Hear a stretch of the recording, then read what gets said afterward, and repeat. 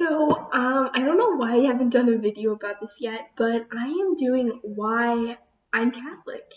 And I think it's a good video to do because a lot of people are like, there's no historical basis for Catholicism, for Catholic. I get the Christian part, I get the Protestant part, but why Catholic? That doesn't make sense. And I totally get that. Actually, if I was Christian, if I was raised Christian, if I was raised Protestant, then I think I would be saying the same thing. But if you go back, if you're a believing believer in the Bible and stuff, then you'll realize that Jesus said that he came to fulfill what was been prophesied and to build a new church, which is basically the Catholic Church.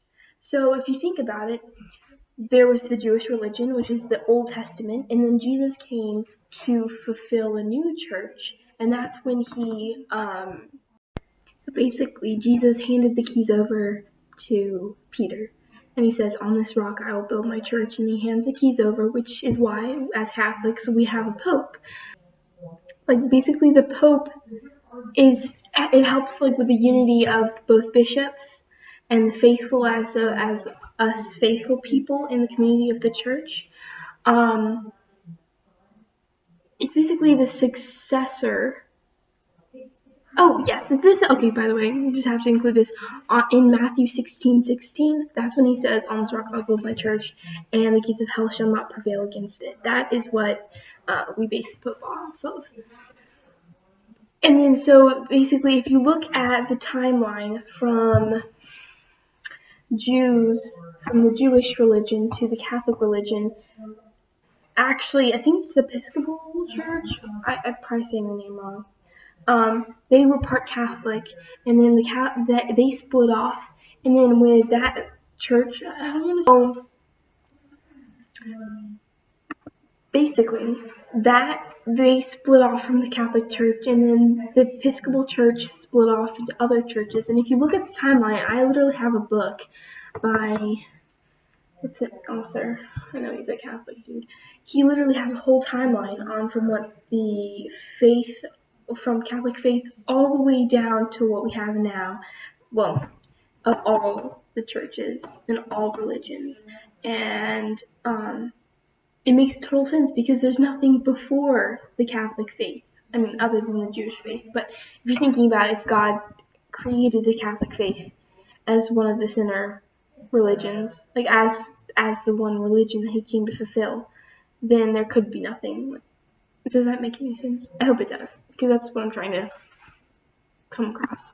So I think it's very interesting, and the Catholic faith is the only one that has the Eucharist, if you think about it. And I forget what I think it was John. Yeah, Book of John. It was when Jesus said, "Eat this is my body, this is my blood." And actually the translation itself is literally to mean eat, like the actual flesh. It's not a symbolic term. The actual translation is literally like the true eating of flesh and blood. And so that's very interesting. Other thing I'm trying to think about, as the Catholic Church, we give honor to Mary because she's the Mother of God, and she was the first disciple of Jesus. She was the first one to ever follow him, to believe in him, and she said yes to be the mother of Jesus. And we can't leave her out because Gabriel, he literally said that she was full of grace, and that also helps. I'm trying to explain the Marian stuff. That's all I'm going to delve into today. If you want to hear more, then tell me. But that's all I'm going to tell you about, just covering a little bit of the Pope, covering a little bit of the Eucharist, and covering a little bit of Mary. Thanks for watching.